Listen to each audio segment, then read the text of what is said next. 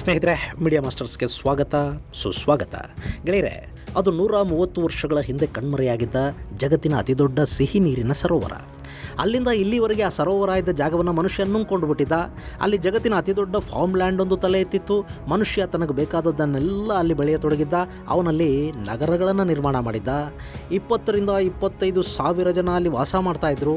ಅಲ್ಲಿ ರಸ್ತೆಗಳಾಗಿದ್ವು, ನೀರಿಗಾಗಿ ಕೆನಾಲ್ಗಳನ್ನು ತೋಡಲಾಗಿತ್ತು, ದೊಡ್ಡ ದೊಡ್ಡ ಕಟ್ಟಡಗಳು ತಲೆ ಎತ್ತಿ ನಿಂತಿತ್ತು. ಹೀಗೆ ಒಂದು ಸರೋವರ ಇದ್ದ ಜಾಗ ಲಕ್ಷಾಂತರ ಜನರಿಗೆ ಅನ್ನ ಕೊಡುವಂಥ ಭೂಮಿಯಾಯಿತು. ಅಲ್ಲಿ 106 ಜನ ವಾಸ ಮಾಡೋದಕ್ಕೆ ಶುರು ಮಾಡಿದರು. ಆದರೆ 130 ವರ್ಷಗಳ ನಂತರ ಅಲ್ಲಿ ನಡೆದದ್ದು ನಿಜಕ್ಕೂ ಒಂದು ವಿಚಿತ್ರ. ಅಲ್ಲಿದ್ದ ಸಹಸ್ರಾರು ಮಂದಿಗೆ ಅಲ್ಲಿ ನಡೆದ ಘಟನೆಯನ್ನು ನಂಬೋದಕ್ಕೆ ಇವತ್ತಿಗೂ ಸಾಧ್ಯ ಆಗ್ತಾ ಇಲ್ಲ. ಯಾಕೆಂದರೆ ಆ ಸರೋವರ ಮತ್ತೆ ಅಲ್ಲಿಗೇ ಬಂದಿದೆ.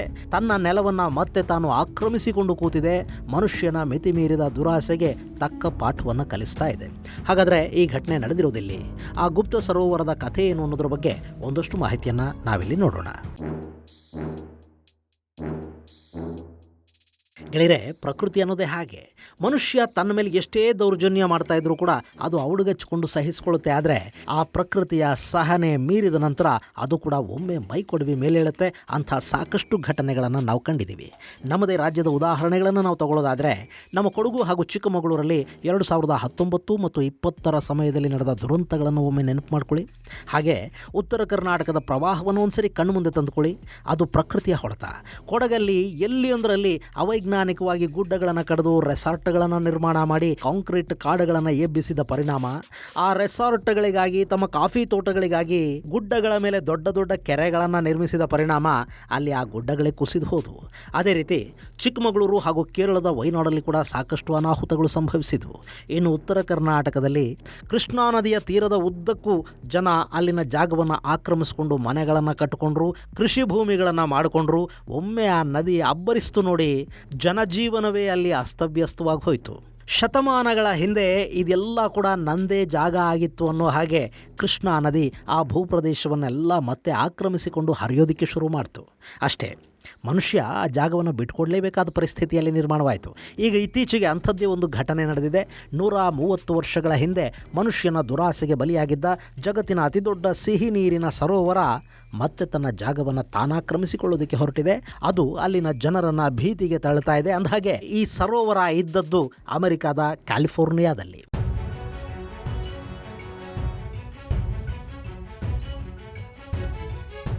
ಗೆಳೆಯರೆ, ಅಮೆರಿಕ ಅಂದರೆ ಎಲ್ಲರ ಹುಬ್ಬೆ ಇರುತ್ತೆ.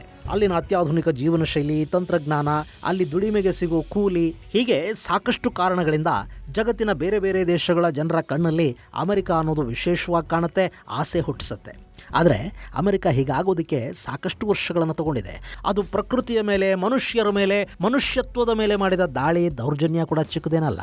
ಗೆಳೆಯರೆ, ಇವತ್ತು ನಾವು ನೋಡ್ತಾ ಇದ್ದೀವಲ್ಲ ಅಮೆರಿಕ, ಇದು ದುಡಿಯೋದಿಕ್ಕೆ ಅಂತಲೇ ಅಲ್ಲಿ ನಾನಾ ದೇಶಗಳಿಂದ ಬಂದ ಜನ ಕಟ್ಟಿಕೊಂಡ ಅಮೆರಿಕ.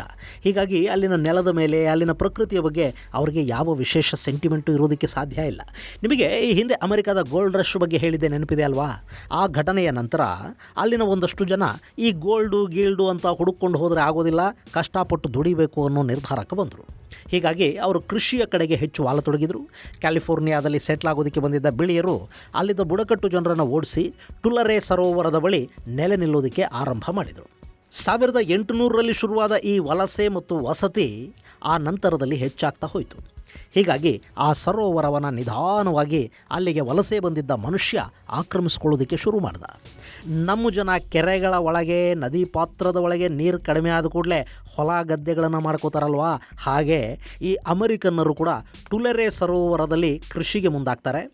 1850ರ ನಂತರ ಅಲ್ಲಿ ಜನವಸತಿ ಹೆಚ್ಚಾಗೋದಕ್ಕೆ ಶುರುವಾಯಿತು. ಆ ಬಳಿಕ ಅಲ್ಲಿನ ಕೃಷಿ ಭೂಮಿಗೆ ಬೇಡಿಕೆ ಕೂಡ ಹೆಚ್ಚಾಯಿತು.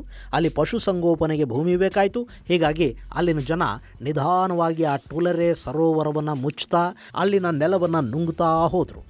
ಅಲ್ಲಿಗೆ ಬರ್ತಿದ್ದ ಜಲಮೂಲಗಳನ್ನು ಡೈವರ್ಟ್ ಮಾಡಿದರು. ವಿಶಾಲ ಸರೋವರದ ನಡುವೆ ಕೆನಾಲ್ಗಳನ್ನು ನಿರ್ಮಾಣ ಮಾಡಿ 5 ನದಿಗಳ ನೀರು ಅಲ್ಲಿ ನಿಲ್ಲದ ಹಾಗೆ, ಅದು ಹರಿದು ಹೋಗೋ ಹಾಗೆ ವ್ಯವಸ್ಥೆಯನ್ನು ಮಾಡಿದರು. ಹೀಗೆ ವರ್ಷದಿಂದ ವರ್ಷಕ್ಕೆ ಟುಲೆರೆ ಸರೋವರ ಬರಿದಾಗ್ತಾ ಹೋಯಿತು. 1890ರ ಹೊತ್ತಿಗೆ ಆ ಸರೋವರ ಸಂಪೂರ್ಣವಾಗಿ ಬತ್ತು ಹೋಗಿ ಅಲ್ಲಿ ನೀರೇ ಇಲ್ಲದ ಹಾಗಾಯಿತು. ಆ ಬಳಿಕ ಅಲ್ಲಿ ಕೃಷಿ ಕಾರ್ಯಗಳು ಹೆಚ್ಚಾಗ್ತಾ ಹೋದವು. ಆ ಸರೋವರವೇ ದೇವರು ಅಂತ ನಂಬಿದ್ದ ಅಲ್ಲಿನ ಬುಡಕಟ್ಟು ಜನ ಇದ್ರಲ್ಲ, ಅವರನ್ನು ಹೆದರಿಸಿ ಬೆದರಿಸಿ ಅಲ್ಲಿಂದ ದೂರ ಸರಿಯೋ ಹಾಗೆ ಮಾಡಿದ್ದ ಈ ವಲಸಿಗರು ಆ ಇಡೀ ಸರೋವರದ ಭೂಮಿಯನ್ನು ತಮ್ಮ ಹಿಡಿತಕ್ಕೆ ತಗೊಂಡ್ರು. ಅದನ್ನು ಕಮರ್ಷಿಯಲ್ ಆಗಿ ಬಳಸ್ಕೊಳ್ಳೋದಕ್ಕೆ ಶುರು ಮಾಡಿದರು. ಗೆಳೆಯರೆ, ಅದು ಎಷ್ಟು ದೊಡ್ಡ ಸರೋವರ ಆಗಿತ್ತು ಗೊತ್ತಾ? ಅದರ ಉದ್ದ 81 ಮೈಲಿಗಳಷ್ಟಿತ್ತು, ಅಗಲ 25 ಮೈಲಿಗೂ ಹೆಚ್ಚಿತ್ತು. ಅಂದರೆ 130 ಕಿಲೋಮೀಟರ್ಗಳಷ್ಟು ಉದ್ದ, 40 ಕಿಲೋಮೀಟರ್ಗಳಷ್ಟು ಅಗಲವನ್ನು ಆ ಸರೋವರ ಹೊಂದಿತ್ತು. ಆದರೆ 1890ರ ವೇಳೆಗೆ ಅಲ್ಲೊಂದು ಸರೋವರ ಇತ್ತು ಅನ್ನೋದು ಕೂಡ ಯಾರಿಗೂ ಗೊತ್ತಾಗದ ಪರಿಸ್ಥಿತಿಯಲ್ಲಿ ನಿರ್ಮಾಣವಾಗಿ ಹೋಯಿತು. ಅಲ್ಲಿ ಕೃಷಿ ಜಮೀನುಗಳು ತಲೆ ಎತ್ತಿದ್ವು, ಯಥೇಚ್ಛವಾಗಿ ಹತ್ತಿಯನ್ನು ಬೆಳೆಯಲಾಗ್ತಾ ಇತ್ತು. ಹಾಗೆಯೇ ಪಿಸ್ತಾ, ವಾಲ್ನಟ್, ಬಾದಾಮಿ, ಸ್ಟ್ರಾಬೆರಿ ಸೇರಿದ ಹಾಗೆ ಸಾಕಷ್ಟು ಡ್ರೈ ಫ್ರೂಟ್ಸನ್ನು ಬೆಳೆಯೋದಕ್ಕೆ ಅಲ್ಲಿನ ರೈತರು ಮುಂದಾದರು. ಕ್ಯಾಲಿಫೋರ್ನಿಯಾದ 15% ಟೊಮೆಟೊ ಕೃಷಿ ಅಲ್ಲೇ ಆಗ್ತಾ ಇತ್ತು. ಇದಲ್ಲದೆ ಹಣ್ಣುಗಳು, ಧಾನ್ಯಗಳನ್ನು ಕೂಡ ಇಲ್ಲಿ ಬೆಳೆಯೋದಕ್ಕೆ ಶುರು ಮಾಡಿದರು. ಇನ್ನು ಅಮೆರಿಕಾದಲ್ಲಿ ವೈಟ್ ರೆವಲ್ಯೂಷನ್ ಆಯ್ತಲ್ಲ, ಆಗ ಅಲ್ಲಿನ ರೈತರು ಹೆಚ್ಚು ಹೆಚ್ಚು ಪಶುಸಂಗೋಪನೆಯಲ್ಲಿ ತೊಡಗಿಸ್ಕೊಂಡ್ರು. ಅದೆಲ್ಲದಕ್ಕೂ ಕೂಡ ಟುಲೆರೆ ಸರೋವರ ಜಾಗವನ್ನು ಒದಗಿಸಿಕೊಡ್ತು. ಅಲ್ಲಿ ಕೇವಲ ರೈತರು ಮಾತ್ರ ಅಲ್ಲ, ಕಾರ್ಪೊರೇಟ್ ಕಂಪನಿಗಳು ಕೂಡ ವ್ಯವಸಾಯಕ್ಕೆ ಮುಂದಾದವು. 1950ರ ನಂತರ ಅಲ್ಲಿಗೆ ಸಾಕಷ್ಟು ಕೃಷಿ ಕಂಪನಿಗಳು ಕಾಲಿಟ್ಟವು. ಒಂದೇ ಕಂಪನಿ ಅಲ್ಲಿ 1.5 ಲಕ್ಷ ಎಕರೆಯಷ್ಟು ಭೂಮಿಯನ್ನು ತನ್ನ ಒಡೆತನಕ್ಕೆ ತಗೊಳ್ತು. ಟೊಮೆಟೊ ಬೆಳೆಯೋದಕ್ಕೆ ಶುರು ಮಾಡ್ತು. ಕ್ಯಾಲಿಫೋರ್ನಿಯಾದ ಸರ್ಕಾರವೇ ಅಲ್ಲಿ ಕೃಷಿಗೆ ಬೇಕಾದ ಅನುಕೂಲಗಳನ್ನು ಕೂಡ ಮಾಡಿಕೊಡ್ತು. ಒಟ್ಟಲ್ಲಿ ಒಂದು ಕಾಲದಲ್ಲಿ ಸಿಹಿ ನೀರಿನಿಂದ ತುಂಬಿ ತುಳುಕ್ತಾ ಇದ್ದ ಸರೋವರ ಸಂಪೂರ್ಣವಾಗಿ ಕೃಷಿ ಭೂಮಿಯಾಗಿ ಜನವಸತಿಯಾಗಿ ಬದಲಾಗಿ ಹೋಯಿತು. ಗೆಳೆಯರೆ, ಮುಂದೆ ಕ್ಯಾಲಿಫೋರ್ನಿಯಾದಲ್ಲಿ ಕೂಡ ಹವಾಮಾನ ಬದಲಾವಣೆಯ ಕಾರಣದಿಂದ ಮಳೆಯ ಪ್ರಮಾಣ ಕಡಿಮೆ ಆಯಿತು. ಇಷ್ಟಾದರೂ ಈ ಪ್ರದೇಶದಲ್ಲಿ ಕೃಷಿಗೆ ಮಾತ್ರ ಯಾವ ತೊಂದರೆನೂ ಆಗಲಿಲ್ಲ. ಯಾಕೆಂದರೆ ಈ ಪ್ರದೇಶ ಇದೆಯಲ್ಲ, ಇದು ಅಮೆರಿಕಾದ ಅತಿದೊಡ್ಡ ನದಿಗಳ ಪೈಕಿ ಒಂದಾದ ಮಿಸ್ಸಿಸಿಪ್ಪಿ ನದಿಯ ಪಶ್ಚಿಮ ಭಾಗದಲ್ಲಿದೆ. ಅಲ್ಲದೆ ಇದನ್ನು ಸ್ಯಾನ್ ಜಾಕ್ವಿನ್ ವ್ಯಾಲಿ ಅಂತ ಕರೀತಾರೆ. ಈ ಜಾಗದಲ್ಲಿ ಕಿಂಗ್ ನದಿ ಹರಿಯುತ್ತೆ. ಹಾಗೆ ಟುಲೆ, ವೈಟ್, ಕೇರ್ನ್ ಹಾಗೂ ಕಾವೆ ನದಿಗಳು ಕೂಡ ಇಲ್ಲಿ ಹರಿಯುತ್ತವೆ. ಈ ನದಿಗಳು ಪೆಸಿಫಿಕ್ ಸಾಗರವನ್ನು ಸೇರೋದಕ್ಕೆ ಮುನ್ನ ಈ ಜಾಗವನ್ನು ಹಸಿರಾಗಿಸಿ ಮುಂದೆ ಸಾಗುತ್ತವೆ. ಹೀಗಾಗಿ ಇದು ಅತ್ಯಂತ ಫಲವತ್ತಾದ ಭೂಮಿಯನ್ನು ಹೊಂದಿರೋದಲ್ಲದೆ ಕೃಷಿಗೆ ಅಗತ್ಯವಾದ ಸಾಕಷ್ಟು ಪ್ರಮಾಣದ ನೀರು ಇಲ್ಲಿ ಸಿಗುತ್ತೆ. ಇನ್ನು ಈ ಎಲ್ಲ ನದಿಗಳಿಗೆ ಮೂಲವಾಗಿರೋದು ಸಿಯರಾ ನೆವಾಡಾ ಮೌಂಟೇನ್ ರೇಂಜ್. ಈ ಪರ್ವತ ಶ್ರೇಣಿ ಇದೆಯಲ್ಲ, ಇದು ಕ್ಯಾಲಿಫೋರ್ನಿಯಾದ ನೀರಿನ ಮೂಲ ಅಂತ ಹೇಳಿದರೆ ತಪ್ಪಾಗೋದಿಲ್ಲ. ಸಾಮಾನ್ಯವಾಗಿ ಕ್ಯಾಲಿಫೋರ್ನಿಯಾದಲ್ಲಿ ಮಳೆ ಕೈಕೊಟ್ಟಾಗ ಕೂಡ ಹಿಮ ಬೀಳೋದೇನು ತಪ್ಪೋದಿಲ್ಲ. ಹೀಗಾಗಿ ಪ್ರತಿ ವರ್ಷ ಇಲ್ಲಿ ಬೀಳುವ ಹಿಮವನ್ನು ತಮ್ಮ ಮೇಲ್ಭಾಗದಲ್ಲಿ ಸಂಗ್ರಹಿಸಿಟ್ಟುಕೊಳ್ಳುವ ಈ ಪರ್ವತಗಳು ಬೇಸಿಗೆಯ ಸಮಯದಲ್ಲಿ ಕ್ಯಾಲಿಫೋರ್ನಿಯಾಗೆ ಶುದ್ಧ ನೀರನ್ನು ಒದಗಿಸುತ್ತವೆ. ಹೇಗೆ ನಮ್ಮ ಹಿಮಾಲಯಗಳ ಕಾರಣದಿಂದ ಸರ್ವಕಾಲಗಳಲ್ಲೂ ಜೀವನದಿಗಳು ನಮ್ಮಲ್ಲಿ ಹರಿಯುತ್ತವೋ, ಅದೇ ಥರ ಈ ಸಿಯರಾ ಮೌಂಟೇನು ಕೂಡ 5-6 ನದಿಗಳನ್ನು ಸದಾಕಾಲ ಜೀವಂತವಾಗಿಟ್ಟಿದೆ. ಹೀಗಾಗಿ ಈ ನದಿ ನೀರನ್ನು ಬಳಸಿಕೊಂಡು ಟುಲೆರೆ ಸರೋವರದ ಜಾಗದಲ್ಲಿ ಅಮೆರಿಕನ್ನರು ಚಿನ್ನದಂಥ ಬೆಳೆಯನ್ನು ಬೆಳೀತಾ ಹೋದರು. ಆದರೆ ಈಗ ಪರಿಸ್ಥಿತಿ ಬದಲಾಗಿ ಹೋಗಿದೆ. ಹಚ್ಚ ಹಸಿರಿನಿಂದ ಕಂಗೊಳಿಸ್ತಾ ಇದ್ದ ಆ ಕೃಷಿ ಭೂಮಿಯೆಲ್ಲ ಈಗ ನೀರಿನಿಂದ ಆವೃತವಾಗಿದೆ. ಅದಕ್ಕೆ ಕಾರಣವಾಗಿರುವುದು 2023ರ ಮಳೆಗಾಲದಲ್ಲಿ ಬಂದ ಅತಿ ಹೆಚ್ಚು ಪ್ರಮಾಣದ ಮಳೆ. ನಾನು ಆಗಲೇ ನಿಮಗೊಂದು ಮಾತನ್ನು ಹೇಳಿದೆ, ಪ್ರಕೃತಿ ತನ್ನದನ್ನು ಇವತ್ತೆಲ್ಲ ನಾಳೆ ಮತ್ತೆ ತನ್ನದಾಗಿಸಿಕೊಳ್ಳುತ್ತೆ, ಮತ್ತೆ ನಮ್ಮಿಂದ ಅದು ವಾಪಸ್ಸು ಕಿತ್ಕೊಳ್ಳುತ್ತೆ ಅಂತ. ಈಗ ಕ್ಯಾಲಿಫೋರ್ನಿಯಾದಲ್ಲಿ ಆಗ್ತಾ ಇರೋದು ಕೂಡ ಅದೇನೆ. ಅಲ್ಲಿ 2023ರಲ್ಲಿ 51 ಇಂಚುಗಳಷ್ಟು ಮಳೆ ಬಿತ್ತು. ಈ ಹಿಂದೆ 2 ಬಾರಿ ಮಾತ್ರವೇ ಅಷ್ಟೊಂದು ಪ್ರಮಾಣದಲ್ಲಿ ಮಳೆ ಆಗಿತ್ತು. 1940 ಹಾಗೂ 1983ರಲ್ಲಿ ಇಷ್ಟೊಂದು ಪ್ರಮಾಣದ ಮಳೆಯನ್ನು ಕ್ಯಾಲಿಫೋರ್ನಿಯಾ ನೋಡಿತ್ತು. ಈಗ ಅಂಥದ್ದೇ ಒಂದು ಮಳೆ ಬಿದ್ದು ಕೂಡಲೇ ಈ ಕೃಷಿ ಭೂಮಿ ಎಲ್ಲ ಜಲಾವೃತವಾಗಿ ಹೋಯಿತು. ಆದರೆ ಈ ಬಾರಿ ಪರಿಸ್ಥಿತಿ ಈ ಹಿಂದಿಗಿಂತಲೂ ಸ್ವಲ್ಪ ಭಿನ್ನವಾಗಿದೆ. 51 ಇಂಚುಗಳಷ್ಟು ಮಳೆಯ ಜೊತೆಗೆ ಸಿಯರಾ ನೆವಾಡಾ ಪರ್ವತಗಳಲ್ಲಿ ಶೇಖರಣೆಗೊಂಡಿದ್ದ ಹಿಮ ಕೂಡ ಕರಗೋದ್ರಿಂದ ಈ ಸರೋವರಕ್ಕೆ ಬರುವ ನೀರಿನ ಪ್ರಮಾಣ ಹೆಚ್ಚಾಗುತ್ತೆ. ಹೀಗಾಗಿ ಈ ಬಾರಿ ಇಲ್ಲಿ ನಿಲ್ಲುವ ನೀರಿನ ಪ್ರಮಾಣ ಕೂಡ ಹೆಚ್ಚಾಗಲಿದೆ ಅಂತ ಅಲ್ಲಿನ ಹವಾಮಾನ ತಜ್ಞರು ಹೇಳ್ತಾ ಇದ್ದಾರೆ. ಗೆಳೆಯರೆ, ಸದ್ಯದ ಪರಿಸ್ಥಿತಿಯಲ್ಲಿ ಅಲ್ಲಿನ ಸಹಸ್ರಾರು ಎಕರೆ ಕೃಷಿ ಭೂಮಿಯಲ್ಲಿ 25 ಅಡಿಗೂ ಹೆಚ್ಚು ಪ್ರಮಾಣದ ನೀರು ನಿಂತಿದೆ. ಅಲ್ಲಿ ನಿರ್ಮಾಣ ಮಾಡಿಕೊಂಡಿದ್ದ ರಸ್ತೆಗಳೆಲ್ಲ ನೀರಲ್ಲಿ ಮುಳುಗಿ ಹೋಗಿವೆ. ಅಲ್ಲಿದ್ದ ಮನೆಗಳು, ಫಾರ್ಮ್ ಹೌಸ್ಗಳು ಕೂಡ ಜಲಾವೃತಗೊಂಡಿವೆ. ಈಗ ಅಲ್ಲಿನ ನಿಯೋ ಫಾರ್ಮರ್ಸ್ ಇದ್ರಲ್ಲ, ಆ ಸರೋವರವನ್ನು ಮುಚ್ಚಿ ಅಲ್ಲಿ ಕೃಷಿ ಮಾಡ್ತಿದ್ದ ರೈತರು ಅವರೆಲ್ಲ ಕೂಡ ಕಣ್ಣೀರಿಡ್ತಾ ಇದ್ದಾರೆ. ಈ ಮಳೆ ನಮ್ಮ ಬದುಕುಗಳನ್ನು ಕಿತ್ಕೊಂಡು ಬಿಡ್ತು, ಈಗ ನಾವು ಎಲ್ಲಿಗೆ ಹೋಗಬೇಕು ಅಂತ ಅವರು ಅಲ್ಲಿ ಅಲವತ್ತುಕೊಳ್ತಾ ಇದ್ದಾರೆ. ಅವರಿಗೆ ಅಲ್ಲಿ ಬರೋದಕ್ಕೆ ಹೇಳಿದವರು ಯಾರು? ಆದರೆ ಅಲ್ಲಿದ್ದ ಬುಡಕಟ್ಟು ಜನ ಮಾತ್ರ ಸರೋವರಕ್ಕೆ, ಅಲ್ಲಿ ತುಂಬಿದ ನೀರಿಗೆ ಪೂಜೆ ಮಾಡ್ತಾ ಇದ್ದಾರೆ. ಅಲ್ಲಿಗೆ ಮತ್ತೆ ಬಂದ ಆ ಸರೋವರವನ್ನು ಕಂಡು ಅವರು ಸಂಭ್ರಮಿಸ್ತಾ ಇದ್ದಾರೆ. 130 ವರ್ಷಗಳ ಹಿಂದೆ ನೋವಿನಿಂದ ಕಣ್ಣೀರು ಸುರಿಸಿದ್ದ ಆ ಬುಡಕಟ್ಟು ಜನರ ಕಣ್ಣಲ್ಲಿ ಈಗಲೂ ಕೂಡ ನೀರು ಸುರಿತಾ ಇದೆ. ಅದು ಆನಂದ ಬಾಷ್ಪ. ಅಮೆರಿಕಾದ ವಲಸೆ ಹಕ್ಕಿಗಳು ಆವತ್ತು ನೆಲ ನುಂಗಿಬಿಟ್ಟು ಖುಷಿಯಲ್ಲಿದ್ದರು. ಆದರೆ ಇವತ್ತವರ ಪರಿಸ್ಥಿತಿ ಹೇಳೋದಕ್ಕೆ ಸಾಧ್ಯವಾಗ್ತಾ ಇಲ್ಲ. ಸದ್ಯದ ಸ್ಥಿತಿಯಲ್ಲಿ ಕ್ಯಾಲಿಫೋರ್ನಿಯಾದಲ್ಲಿ ಹಿಮ ಬೀಳುವ ಪ್ರಮಾಣ ಹೆಚ್ಚಾಗ್ತಾ ಇದೆ.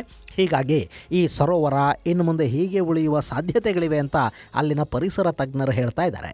ಇದು ಕ್ಯಾಲಿಫೋರ್ನಿಯಾ ಸರ್ಕಾರಕ್ಕೆ ಕೂಡ ಒಂದಷ್ಟು ತಲೆಬಿಸಿಯನ್ನುಂಟು ಮಾಡ್ತಾ ಇದೆ. ಯಾಕೆಂದರೆ ರಾಜ್ಯದ ಅತ್ಯಂತ ಫಲವತ್ತಾದ ಕೃಷಿ ಭೂಮಿ ಅಂತ ಈ ಪ್ರದೇಶವನ್ನು ಸರ್ಕಾರ ಗುರುತಿಸಿತ್ತು. ಆದರೆ ಈಗ ಅಷ್ಟೂ ಭೂಮಿಯನ್ನು ನೀರು ಆವರಿಸಿಕೊಂಡಿದೆ. ಹೀಗಾದರೆ ಇಲ್ಲಿನ ಕೃಷಿಯ ಪರಿಸ್ಥಿತಿ ಏನು ಅನ್ನೋದು ಸರ್ಕಾರದ ಚಿಂತೆ. ಹೀಗಾಗಿಯೇ ಕೆಲ ಬುದ್ಧಿವಂತರು ಈ ನೀರನ್ನು ಬೇರೆ ಕಡೆಗೆ ಡೈವರ್ಟ್ ಮಾಡಿ ಇದನ್ನು ಮತ್ತೆ ಕೃಷಿ ಭೂಮಿಯನ್ನಾಗಿ ಪರಿವರ್ತಿಸೋಣ ಅನ್ನೋ ಸಲಹೆಯನ್ನು ಕೊಡ್ತಾ ಇದ್ದಾರೆ. ಆದರೆ ಇದು ಸಾಧ್ಯವಾಗದ ಮಾತು ಅಂತ ಅಲ್ಲಿನ ಪರಿಸರ ತಜ್ಞರು ಹೇಳ್ತಾರೆ. ಯಾಕೆಂದರೆ ಈ ಟುಲರೆ ಸರೋವರದ ಜಾಗ ಇದೆಯಲ್ಲ, ಇದು ಪ್ರತಿ ವರ್ಷ 10 ರಿಂದ 12 ಸೆಂಟಿಮೀಟರ್ಗಳಷ್ಟು ಕೆಳಕ್ಕೆ ಕುಸಿತಾ ಇದೆಯಂತೆ. ಕೆಲ ಕಡೆಗಳಲ್ಲಂತೂ ಇದು ತಿಂಗಳಿಗೆ 2 ಇಂಚಿನಷ್ಟು ಕುಸಿತವನ್ನು ಕಾಣ್ತಾ ಇದೆ. ಸೊ ಇಲ್ಲಿಂದ ನೀರನ್ನು ಬೇರೆ ಕಡೆಗೆ ವರ್ಗಾಯಿಸೋದು ಸುಲಭದ ಮಾತಲ್ಲ. ಒಂದು ವೇಳೆ ಹಾಗೆ ಮಾಡಿದರೂ ಕೂಡ ಮುಂದಿನ ದಿನಗಳಲ್ಲಿ ಮತ್ತೆ ಇಲ್ಲಿಗೆ ನೀರು ಬಂದು ನಿಂತ್ಕೊಳ್ಳುತ್ತೆ. ಆಗ ಪದೇ ಪದೇ ಇಲ್ಲಿನ ನೀರನ್ನು ಡೈವರ್ಟ್ ಮಾಡ್ತಾ ಇಲ್ಲಿ ಇದೇ ಥರದ ಸಮಸ್ಯೆಗಳನ್ನು ಎದುರಿಸ್ತಲೇ ಇರಬೇಕಾಗತ್ತೆ ಅನ್ನೋದು ಪರಿಸರ ತಜ್ಞರ ವಾದ. ಆದರೆ ಗೆಳೆಯರೆ, ಅದು ಅಮೆರಿಕ. ಅವರು ಪ್ರಕೃತಿಗೆ ಸವಾಲೊಡ್ಡೋದ್ರಲ್ಲಿ, ಪ್ರಕೃತಿಯ ಮೇಲೆ ನಿರಂತರವಾಗಿ ಅತ್ಯಾಚಾರಗಳನ್ನು ಮಾಡುವುದರಲ್ಲಿ ನಿಪುಣರು. ಹೀಗಾಗಿ 130 ವರ್ಷಗಳ ಬಳಿಕ ಮತ್ತೆ ಕಾಣಿಸ್ಕೊಂಡಿರೋ ಈ ಸರೋವರವನ್ನು ಅವರಲ್ಲಿ ಹಾಗೆ ಉಳಿಯೋದಕ್ಕೆ ಬಿಡ್ತಾರಾ ಅನ್ನೋದು ಅನುಮಾನನೇ. ಒಟ್ಟಲ್ಲಿ ಅಮೆರಿಕಾದ ಈ ಸರೋವರದ ಕಥೆ ಇಡೀ ಮನುಕುಲಕ್ಕೊಂದು ಪಾಠವನ್ನು ಕಲಿಸ್ತಾ ಇದೆ. ನಮ್ಮಲ್ಲಿ ಕೂಡ ಕೆರೆಗಳನ್ನು, ನೀರಿನ ಮೂಲಗಳನ್ನು ಒತ್ತುವರಿ ಮಾಡಿಕೊಂಡು ಅಲ್ಲೆಲ್ಲ ರಿಯಲ್ ಎಸ್ಟೇಟ್ ಮಾಡಿ ಮನೆಗಳನ್ನು ಕಟ್ಟಿಕೊಂಡು ಜನವಸತಿಗಳನ್ನು ನಿರ್ಮಾಣ ಮಾಡಿಕೊಂಡು ಕೂತಿದ್ದೀವಲ್ವಾ. ನಾವು ಕೂಡ ಇವತ್ತಲ್ಲ ನಾಳೆ ಇದೇ ಪರಿಸ್ಥಿತಿಯನ್ನು ಎದುರಿಸಬೇಕಾಗಿ ಬರುತ್ತೆ. ನಾವು ಆಕ್ರಮಿಸಿಕೊಂಡ ಜಾಗಗಳನ್ನು ಪ್ರಕೃತಿ ಮತ್ತೆ ನಮ್ಮಿಂದ ಕಿತ್ತುಕೊಳ್ಳುವ ದಿನಗಳು ಖಂಡಿತ ದೂರ ಇಲ್ಲ ಅನ್ನೋದನ್ನು ನಾವು ಅರ್ಥ ಮಾಡ್ಕೋಬೇಕಾಗತ್ತೆ.